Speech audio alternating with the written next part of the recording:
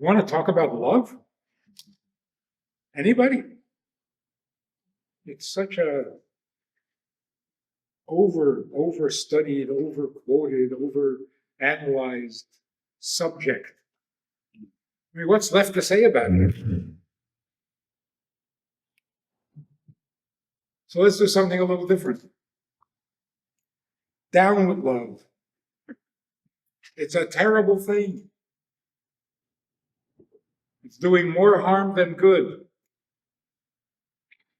We got to come out against it and make sure that everybody knows not to get close to the subject because it's really, really bad.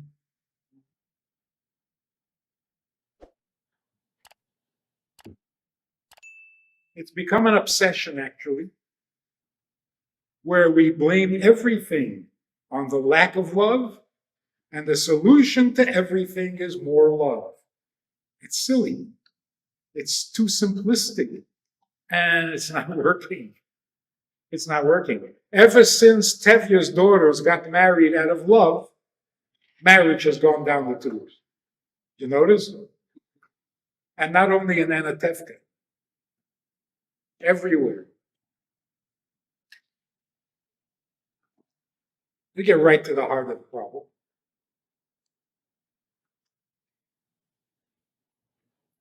If I love somebody, they're the most important person in the world. If I stop loving him, he's garbage. This cannot be. My love cannot vest people with importance and can't take away their importance when I stop loving them. It's nasty.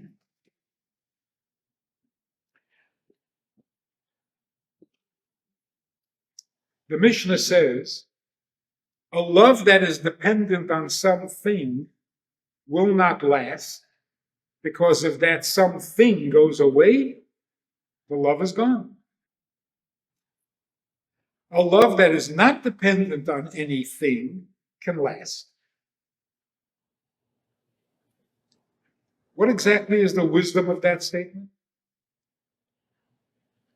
If I love you for your money and you lose your money, guess what will happen? You don't have to be a sage. If I loved you for your money and you lost your money, I don't love you anymore, of course. Well, actually, I never loved you. If I love you for your money, I don't love you. I love your money. So if a man says to a woman, please marry me, I need the money. Or I love you for your money, let's get married. What is wrong with the statement? It's not true. I don't love you. I just want the money. So if this was a perfect world, you would just give me the money and don't make things so complicated. But it's not a perfect world, so what am I going to have to do to get your money? I'll have to marry you. All right, I'll marry you. Actually, I'm not even marrying you. I'm marrying the money. So why, if the money is gone, is the love gone? I mean, that's a little obvious. If the money is gone, the relationship is gone because we were never related to each other. When the love has something in between, we love each other because, then we are loving the because and not each other. Right? If what brings us together is the money, then we're both in love with money, not with each other. So here's the shocking thing. Is love any better or different than money? If we're getting married because we're in love, guess what's going to happen? If the love goes away, there's no relationship. In content and in truth, there was no marriage between the two people.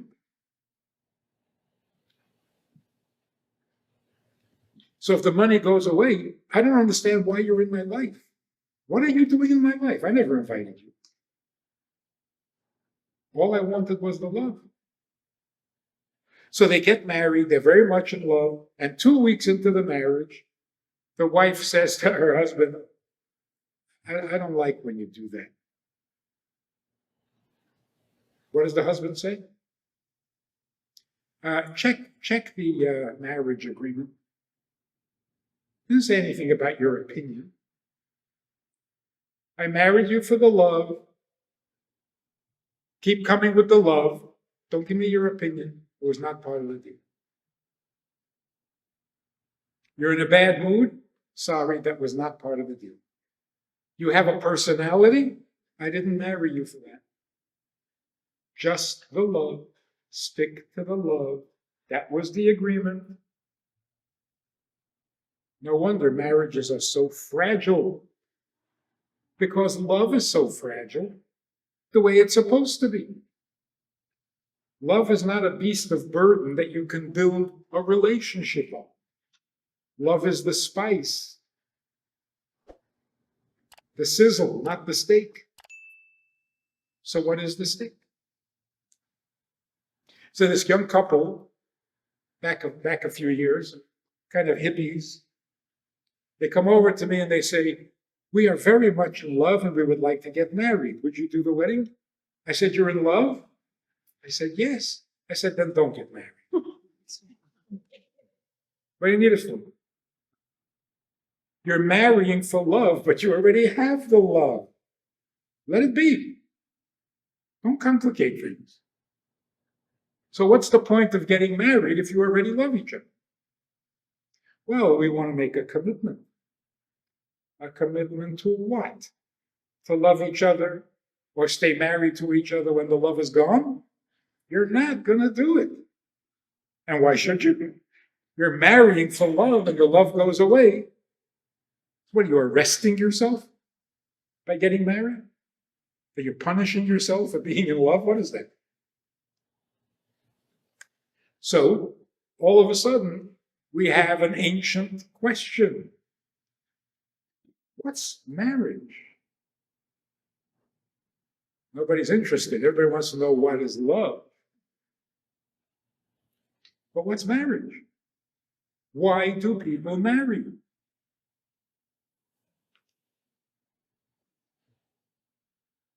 Especially if they're already in love. What are you hoping to gain?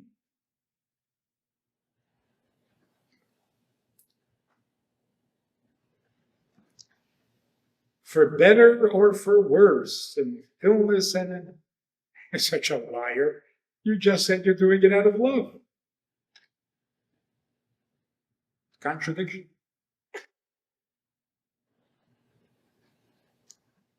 Now, Jerry Seinfeld has this routine.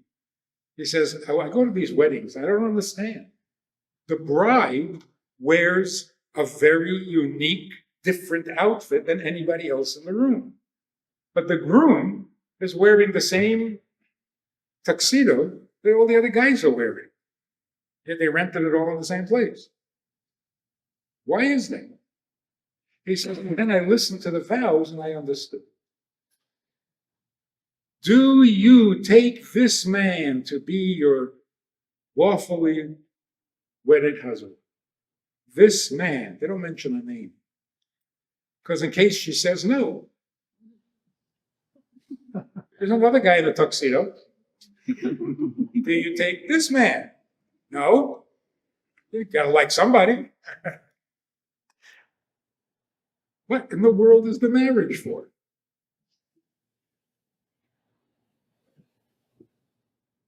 There's another serious problem.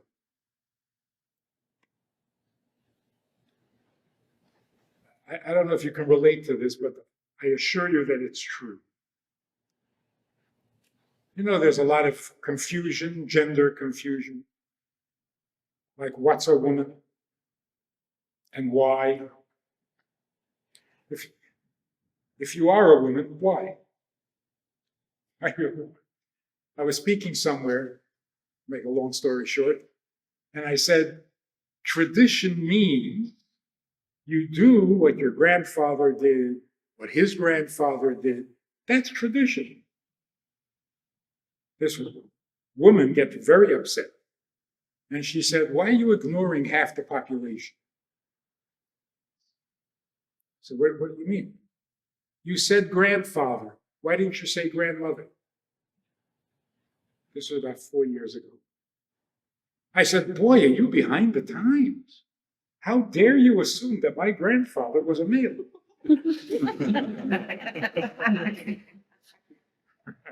I meant it as a joke. She took it seriously. Oh, I'm sorry. And that's scary. So we're very confused. So what's the right way? What's the proper way to be heterosexual or homosexual? What's the right way? What if I prefer one over the other? That was a hot issue for many, many years. Gay rights and all of that. It's completely irrelevant today. Because what has happened factually is that all sexuality has become boring, insignificant, and uninteresting. People are not interested anymore in any kind of sex. According to the Pew study, the average couple are intimate. They live together, they sleep in the same bed, they are intimate maybe once a month. This is not good news. They're just not interested. So what happens when you wake up, you're a teenager or even younger, and you realize, I'm not interested in men, I'm not interested in women, I'm just not interested. So what am I now? Maybe I'm in the wrong body. This is the crisis we're in today. How did that happen? Well, there used to be a time when intimacy was intimate. It was intimate. It was scary. It was dangerous. It was awesome. And the people got together and said, you're making too much of a big deal about it. Lighten up. It's fun. It's normal. It's healthy. It's natural. So don't get so serious about it. Have some fun. In the 60s, free love. Free love meant free of commitment, free of meaning, but mostly free of intimacy. Don't take it so seriously ended up meaning don't take me so seriously. And that was the end of intimacy. So let's take a quick look. What is intimate and what happened to it? Where did it go? Or let's say, what is the difference between love and intimacy?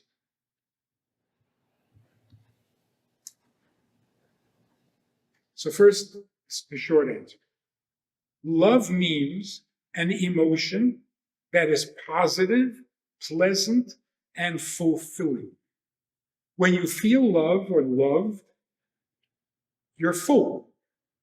It fills you up. It makes you feel substantial, significant.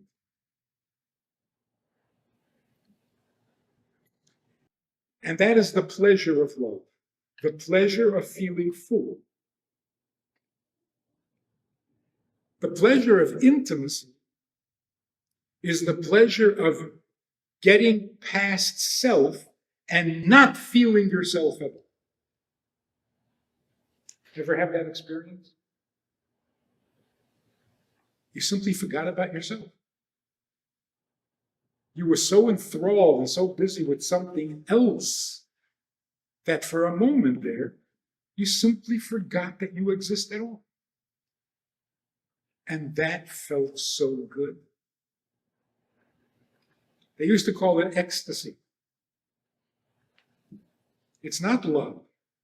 Love means I am as full as I can be. And that's a little limited,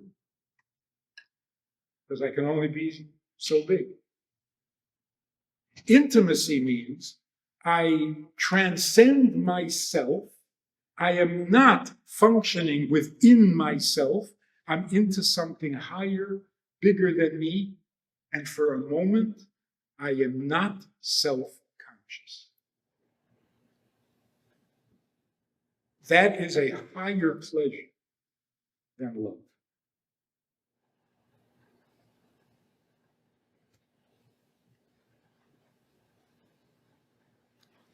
People used to do all sorts of things to experience that feeling, to get past themselves. Some people are so desperate, they'll actually take dangerous drugs.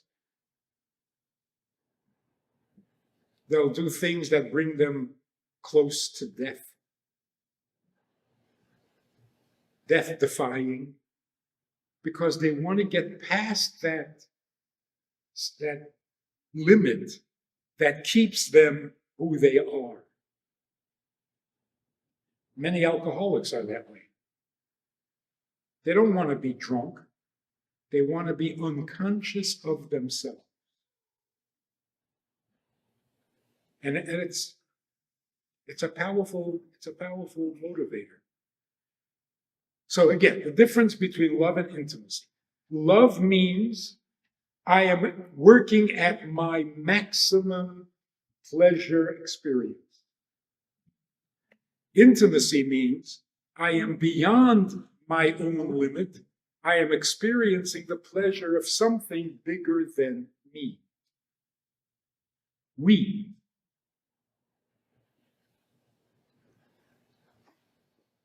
Religious people used to have that experience. Spiritual people seek that experience. To put it in terms of Torah learning, what was the tree of knowledge that they were not supposed to eat from? What does knowledge mean? Not rocket science. Knowledge means self-conscious. That's pretty obvious from the text. They were naked and they were not ashamed, but when they ate from the tree, they were ashamed, which means they became self-conscious. Not they became conscious of sin. That's not the Jewish approach. In the Garden of Eden, there was no sin. Adam and Eve were not capable of sinning. They were way too holy, way too godly. There was no sin that they were suddenly ashamed of. They became self-conscious. Now, being self-conscious is a good thing or a bad thing?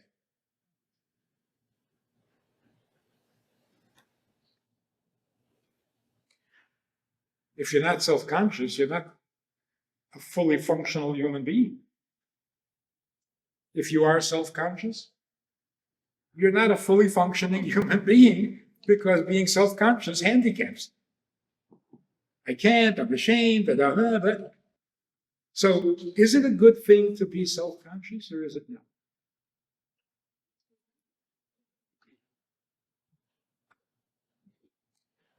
What was that tree called? The tree of knowledge, good and evil. Not knowledge of good and evil. A kind of knowledge that is good and it's bad. That knowledge means self-conscious. Da'as in Hebrew doesn't mean learned or scholarly or information. It means self-aware. It's a form of wisdom. But the downside is You become self-conscious, and all of a sudden you can't function. What are people going to say? Who's looking? What else? It derails you. So it is the best of things to be self-conscious, and it's the worst of things. Our job is to take the good and eliminate the bad. Be self-conscious in all the positive ways that it offers, and avoid or rid yourself of the negative self-conscious. That's why happy people are more functional. They're not self-conscious. If they can laugh at themselves, they have the positive side of self-consciousness without the negative side. So if you're terribly sensitive, and every comment and every criticism and every dirty look kills the day for you, you're not having any fun. So happiness, true happiness, not true happiness means I am free to some degree of that negative self-consciousness.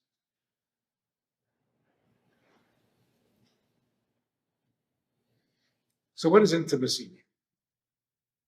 Intimacy means I have grown past my need for all things.